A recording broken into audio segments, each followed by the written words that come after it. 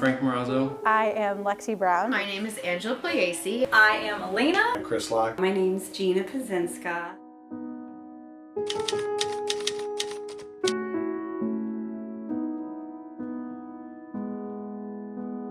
Sean was my son. He was the third of 6 children that my wife and I have. He was a kid that everybody knew here in the state of Delaware. He was an athlete, but he also had just a great friendship with so many people here in the state. Went to Delaware. He was a business major. Played basketball here. Played in March Madness and was captain of the team. 3-time academic All-American. And he was just a bigger than life personality. Everybody at the University of Delaware knew who Sean was. His house was his house that he lived when he was here as a student, and it was definitely a social center of UD for those 3 years that he lived here. SL24 was created because Sean and I, though we were very close, and we spoke literally every single day of his life, whether he was a high school student, college student, or when he graduated from Delaware, a business person, he never spoke to me about his struggles with depression and anxiety. Sean literally hid behind a mask with a big smile, that everything was fine, and he had this air about him. He was always the person that people came to help with problems, so you never thought he had problems, but he did. He struggled, and I really don't know how long he struggled because he never spoke to me about it. We never had that honest conversation that he was dealing with mental health challenges. So, unfortunately, 5.5 years ago, on July 18th, 2018, we lost Sean to suicide. It was devastating. You know, I was talking to someone recently.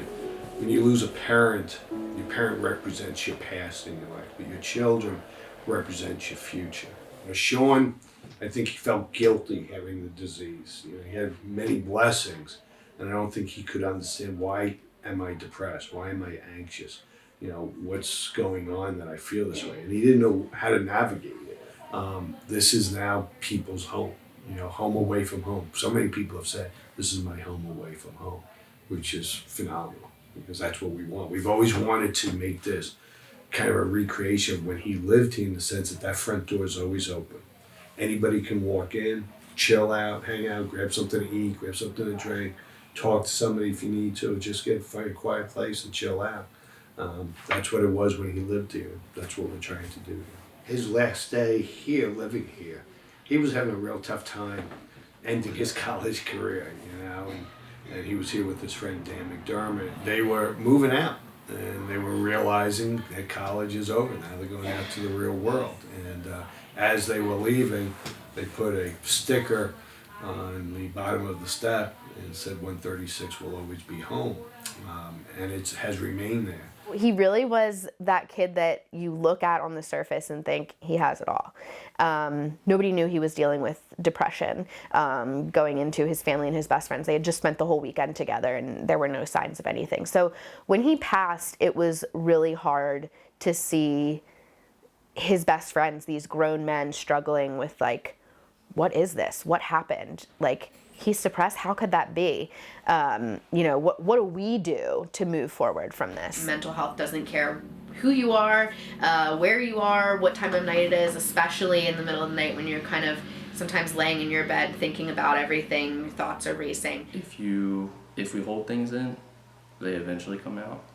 And usually in the worst possible way if we're not taking intentional about that. You know, if we're not going out of our way to deal with it, if we just kind of let things in the background, they always come back. They don't go away. I always say when you are feeling a really strong emotion, when you're feeling really overwhelmed, your prefrontal cortex, the part of your brain that thinks logically, literally shuts off when you're feeling overwhelmed. So that's when you see, especially for young people, a lot of bad decisions and impulsivity because they haven't yet learned how to get through those emotions and get back to that place where they can turn their brain back on and think clearly.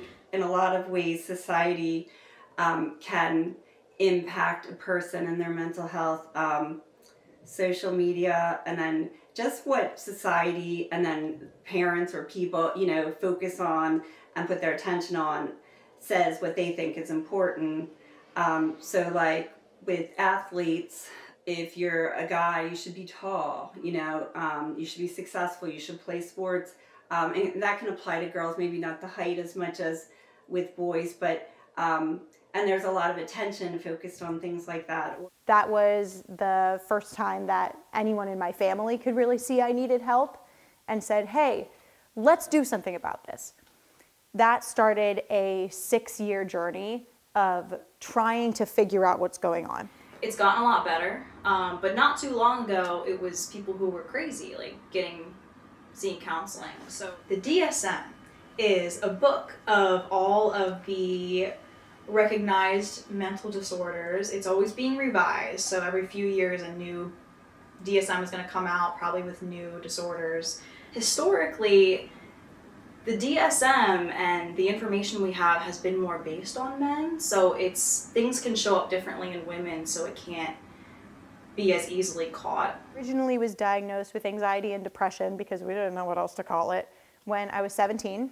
Women do get diagnosed, it's just like it's a matter of how accurate it is, because they've made that information from men originally, and so they're just kind of starting to do more research on women in general and get that information. So I started really doing my research on late diagnosis of autism and how, like, the criteria for diagnosing X, Y, and Z things, and very, very quickly realized that, oh, this is not just ADHD. I'm also on the spectrum. I do have autism. And that started the 6-month-long journey of seeking diagnosis. There is so much crossover between the two. It's kind of crazy.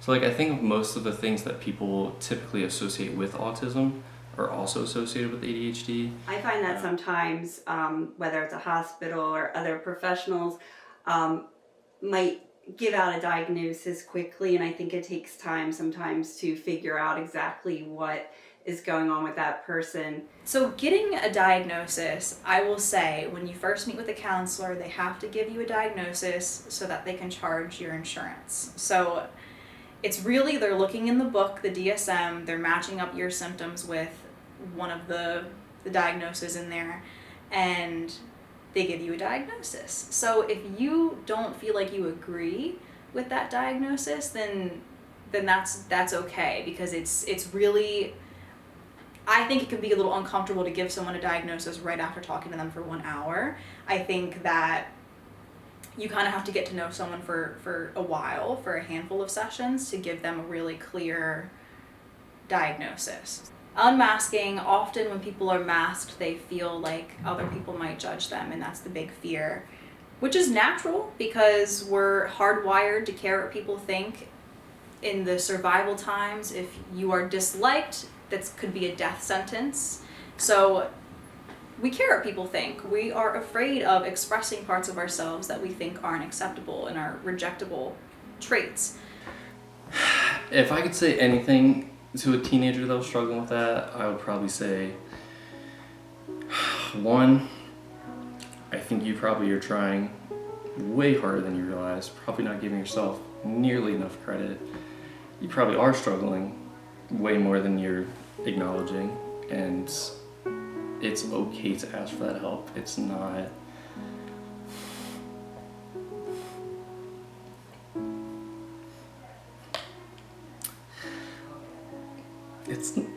it's not a weakness.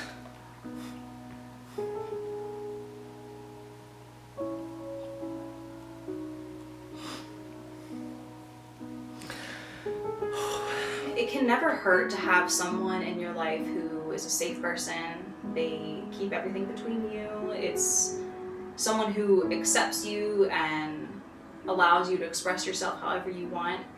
That's helpful at any age. So for the young person, don't suffer in silence.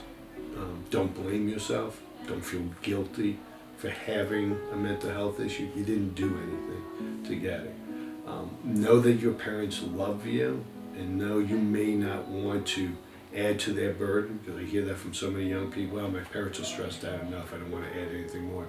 know that your mom and dad will do anything to get you the help that you need. They may not say the right thing, they may not handle it the way you would want it, but the intent is to get you healthy. And to the parents, I would say, you didn't do anything either. You're not a bad parent because your child may be dealing with depression or anxiety, whatever the case may be. It's never the end. There's always hope. It's never, you're never out of options. There's always something that can be done and somewhere to go from here. Suicide is never the answer. Suicide solves nothing. Sean had a moment on that day that he just felt he had no other options. But I know that if I could talk to Sean, he would say, I did what? I can't believe I did that.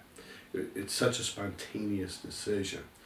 So if you find yourself in that dark spot, you need to ask for help immediately. Don't go through with the plan. Don't go through with suicide because it solves absolutely nothing.